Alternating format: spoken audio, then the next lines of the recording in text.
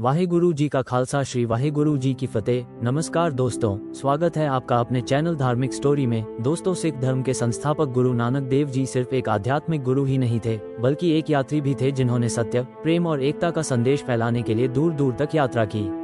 उनकी यात्राएं, जिन्हें उदासी के नाम से जाना जाता है, उन्हें भारत, मध्य पूर्व, तिब्बत और यहाँ तक कि श्रीलंका तक ले गईं। लेकिन गुरु नानक देव जी ने श्रीलंका की यात्रा क्यों की? उन्होंने लोगों और राजा को क्या संदेश दिया? उनका दिव्य ज्ञान आज भी हमें कैसे प्रेरित करता है? इस आध्यात्मिक यात्रा पर हमारे साथ जुड़े, क्योंकि हम गुरु नानक देव जी की श्रीलंका की पवित्र यात्रा और उसके प्रभाव का पता लगाते हैं। अपनी तीसरी उदासी के दौरान गुरु नानक देव जी ने दक्षिण भारत की यात्रा की और पवित्र शहर रामेश्वरम पहुंचे। यहाँ से उन्होंने श्रीलंका के लिए यात्रा की, जो गहरी आध्यात्मिकता और सांस्कृतिक विरासत की भूमि है। ये यात्रा आसान नहीं थी। उन दिनों समुद्र पार करना एक बड़ी चुनौती थी, लेकिन गुरुजी ने भाई मर्दाना के साथ मिलकर दिव्य ज्ञान फैलाने का अपना मिशन जारी रखा। ऐतिहासिक विवरणों के अनुसार गुरु नानक जी का व्यापारियों और आध्यात्मिक साधकों ने स्वागत किया, जो उनकी शिक्षाओं को सुनने के लिए उत्सुक थे। जब वे श्रीलंका के तट पर पहुंचे तो ऐसा लगा कि भूमि उनके दिव्य ज्ञान को ग्रहण करने के लिए तैयार है। श्रीलंका में गुरु नानक देव जी की उपस्थिति जल्द ही उस क्षेत्र के शासक राजा शिवनाग के कानों तक पहुंच गई। राजा एक बहुत ही धार्मिक व्यक्ति थे, जो एक सच्चे आध्यात्मिक गुरु की तलाश में थे। उन्होंने गुरु नानक देव जी के ज्ञान के बारे में सुना था और उन्हें अपने दरबार में आमंत्रित किया था।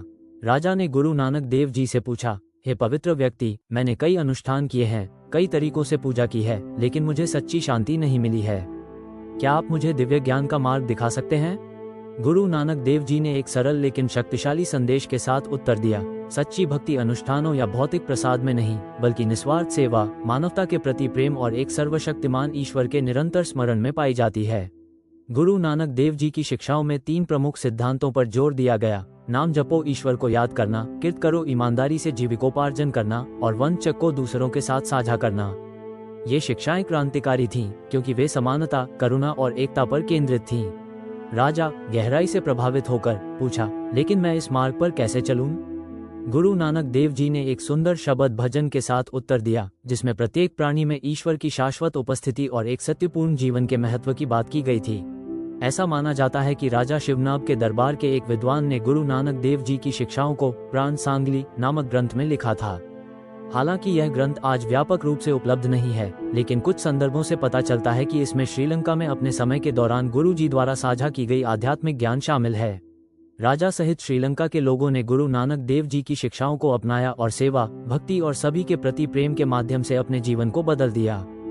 हालांकि गुरु नानक देव जी ने अंततः अपनी यात्रा जारी रखी, लेकिन उनकी दिव्य उपस्थिति श्रीलंका में बनी रही। आज भी उनकी शिक्षाओं के निशान कहानियों, पवित्र स्थलों और निस्वार्थ सेवा के निरंतर अभ्यास के रूप में पाए जा सकते हैं। कोलंबो में आज एक गुरुद्वारा गुरु नानक देव जी की यात्रा की याद में खड़ा है, जहां भक्त उनकी शिक्षाओं का सम्मान करने और आध्यात्मिक ज्ञान प्राप्त करने के लिए इकट्ठा होते हैं। गुरु नानक देव जी की श्रीलंका यात्रा सिर्फ एक ऐतिहासिक घटना नहीं थी, यह एक प्रकाश की किरण थी जो आज भी चमक रही है। प्रेम, एकता और एक ईश्वर के प्रति समर्पण का उनका संदेश समय और सीमाओं से परे है। आज की दुनिया में, जहां विभाजन और संघर्ष मौजूद हैं, गुरु नानक देव जी की शिक्षाएं हमें याद दिलाती हैं कि सच्ची शांति निस्वार्थ सेवा और आध्यात्मिक जागरूकता के माध्यम से भीतर से आती है। दोस्तों, आइए हम सभी सत्य, विनम्रता और करुणा के मार्ग पर चलें।